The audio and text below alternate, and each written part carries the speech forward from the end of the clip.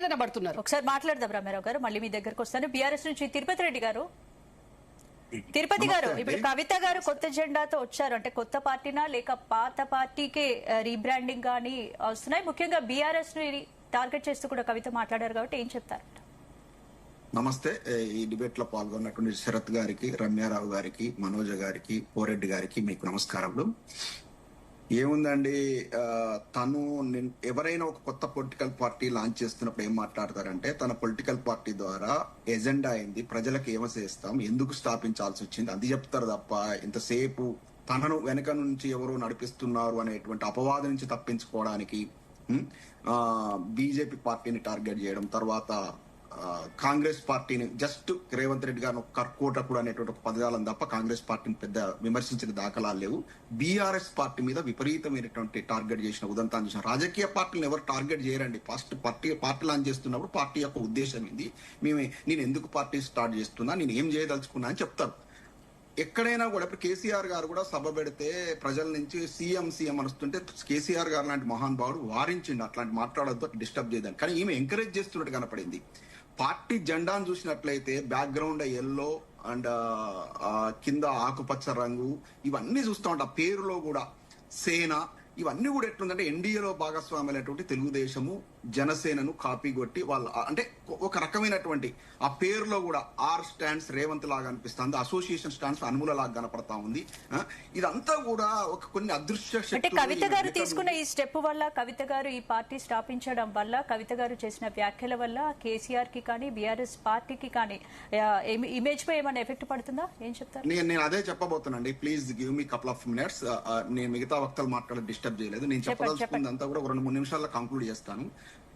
కవిత గారి పార్టీ అనేది ఏదో పబ్బలో పుట్టి ఏదో కథమవుతుంది అంటారు చూసారా, మకలో కథమవుతుంది అన్నట్టు ధోరణి అండి. ఇంతకుముందు కూడా తెలంగాణలో ఎన్నో పొలిటికల్ పార్టీలు కేసీఆర్ గారితో విభేదించి విజయశాంతి గారి ఆధ్వర్యంలో తల్లి తెలంగాణ వచ్చింది, ఆలయ నరేంద్ర గారు స్థాపించారు. అదేవిధంగా తెలుగుదేశం నుంచి బయటకు వచ్చినటువంటి దేవేందర్ గౌడ్ గారు తెలంగాణ పార్టీని స్థాపించారు. ఇట్లా అనేక తెలంగాణ పార్టీ, ముఖ్యంగా కోదండరావు గారు జేఏసీ చైర్మన్, పెద్ద గొప్ప నాయకుడు నేను వచ్చేసి నాకు ఆయన వచ్చి తెలంగాణ జనతం సందర్శన, వాటి యొక్క పొజిషన్ ఇవాళ ఎట్లుందో మనం చూసాం. ఆయన ఇవాళ కనీసం ప్రత్యక్ష ఎన్నికలు పాల్గొని ఒక కౌన్సిలర్ స్థాయిలో కూడా గెలవని దుస్థితికి, దేహి అని ఎమ్మెల్సీ పదవి అడుకున్న దుస్థితికి కోదండరాం లాంటి నాయకుడు దిగదారిండి అంటే మీరు అర్థం చేసుకోండి. ఇవాళ తెలంగాణ పొలిటికల్ మ్యాప్ మీద ఇంకో కొత్త పార్టీకి స్కోపే లేదండి. ఆల్రెడీ 3 ప్రధాన పార్టీలు ఉన్నాయి. బీఆర్ఎస్ పార్టీ ఉంది, బీజేపీ ఉంది, కాంగ్రెస్ ఉంది.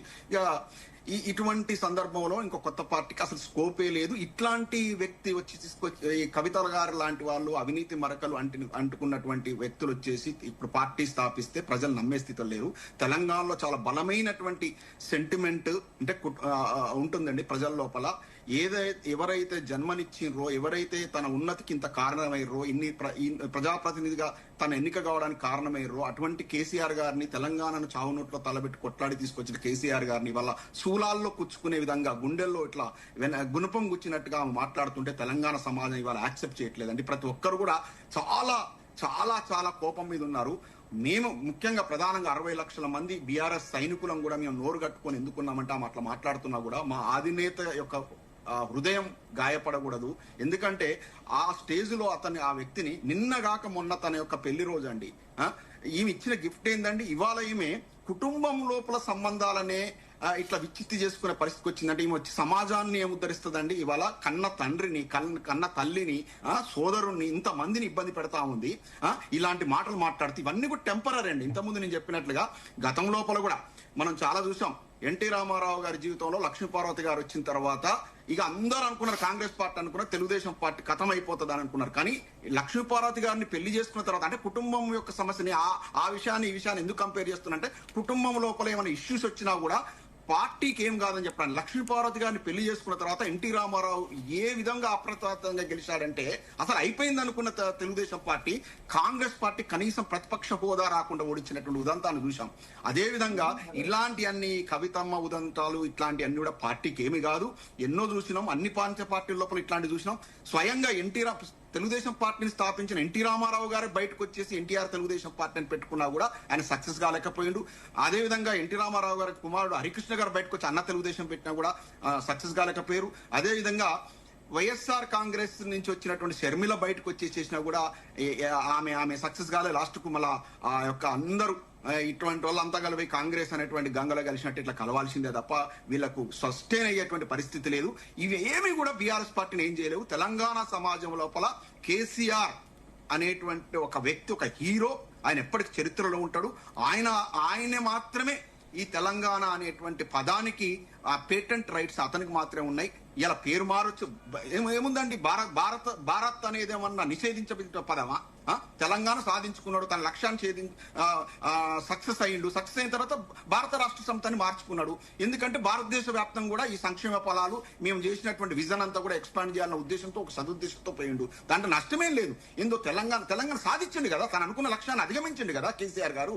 ఇవాళ ఈమె వచ్చేసి ఇలా పాంచజన్యాన్ని పెట్టేటి. మరి ఈమె 5 సంవత్సరాలు అక్కడ నిజామాబాద్ ఎంపీగా ఉందండి. మరి అప్పుడు అధికార పార్టీలో ఉంది, స్వయాన తండ్రి ముఖ్యమంత్రి. మరి ఈ పాంచజన్య కార్యక్రమం అప్పుడు ఎందుకు నిజామాబాద్ లో ఇంప్లిమెంట్ చేయలేదు? ఇవాళ చెప్తా ఉంది ఒక్కొక్క మాట. పిల్లలకు కనీసం బాత్రూములు లేవు, స్కూల్ పిల్లలకు, లేకపోతే ఇంకేదో లేదు. మరి ఇవన్నీ కార్యక్రమాలు ఆమె అనుకున్నటువంటి 5 లక్షలను ఎందుకు నిజామాబాద్ లో ఇంప్లిమెంట్ చేయలేదు? ఎవరు ఆపిరి మనం? ఇవాళ ఏం లేదు. ఈమె వెనక ప్రధానంగా తెలుగుదేశం పార్టీ అధినేత చంద్రబాబు నాయుడు గారు ఉన్నారు, ఆయన శిష్యుడు రేవంత్ రెడ్డి గారు ఉన్నారు.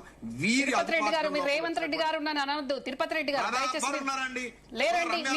రమ్యారావు గారు బరాబర్ ఇవాళ రేవంత్ రెడ్డి గారి పెట్టుబడి, రేవంత్ రెడ్డిదే కరకొట్టకుడు అన్నది కదండి. నేను చెప్తున్నా, మీరు డోంట్ ఇంటరప్ట్ మీ. రమ్యారావు గారు మీరంటే నాకు చాలా గౌరవం. మీరు డోంట్ ఇంటరప్ట్ మీ ప్లీజ్.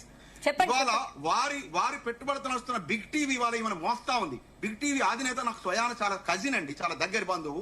ఆయన కానీ పైసలు ఎక్కడి నుంచి వచ్చినండి? రేవంత్ రెడ్డి గారి పెట్టుబడులు కదా. ఇవాళ బిగ్ టీవీ ఇవాళ మొత్తం కవితమ్మను హైలైట్ చేసి చూపిస్తా ఉంది. ఆమెకు లేని బలాన్ని చూపిస్తా ఉంది. ఆమెకి ఏం బలం ఉందండి? ఇవాళ 2 ఏజెన్సీల ద్వారా జనాన్ని మొబిలైజ్ చేసేసి ఆ జనాన్ని పట్టుకొచ్చేసి ఇది కవితమ్మ ఇది అనే ఈమె బలం ఇంత అని చూపించే ప్రయత్నం చేస్తా ఉన్నారు. ఇట్లాంటి బలాబలాలు, ఇట్లాంటి పార్టీలు, ఇట్లాంటి కొత్తగా పార్టీ పెట్టి చిరంజీవి లాంటి వ్యక్తి ఇటువంటి వాళ్ళు పెట్టి ఏమైరో లాస్ట్ చూసాం. ఏదేమైనా ప్రాంతీయ పార్టీ నుంచి విభేదించిపోయినటువంటి ఏ నాయకులు కూడా, మీరు ఇక్కడ డిఎంకేలో చూసుకోండి, స్టాలిన్ తో విభేదించిన అలివేలు సంగతి చూసుకోండి, అక్కడ రేవన్నను చూసుకోండి, కుమారస్వామిని విభేదించిపోయిన వాళ్ళు, ఇక్కడ తెలుగుదేశం పార్టీ నుంచి విభేదించిపోయినటువంటి